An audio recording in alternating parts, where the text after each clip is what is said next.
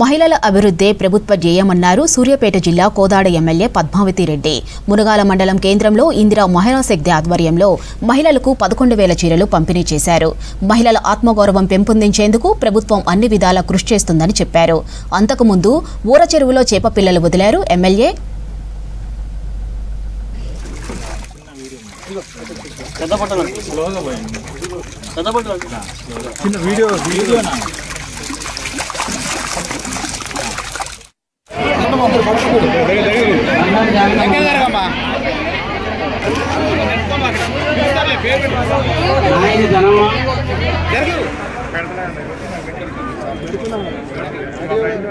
ఈరోజు మునగాల మొత్తం మండలానికి దాదాపు 11,000 చీరలు వచ్చినాయి. ఫస్ట్ ఫేజ్ లో ఈ ఫేజ్ లో అంతా ఎవరైతే సభ్యులు ఉన్నారో సెల్ఫ్ హెల్ప్ గ్రూప్స్ లో వాళ్ళందరికీ కూడా ఇవ్వడం జరుగుతుంది.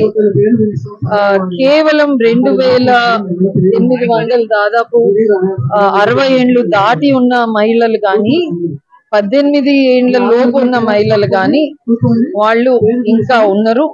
వాళ్ళని కూడా ఇప్పుడు ప్రభుత్వము ఎల్డర్లీ గ్రూప్ అని ఒకటి స్టార్ట్ చేసి వాళ్ళని మళ్ళీ ఇప్పుడే గ్రూపులలో చేర్చుకొని వాళ్ళకు కూడా ఈ చీరలు గాని ఈ ప్రభుత్వం తీసుకొచ్చిన మహిళల కోసం స్కీములు గాని వాళ్ళందరికీ కూడా వర్తింపజేసేటట్టు మేము తయారు చేస్తున్నాం.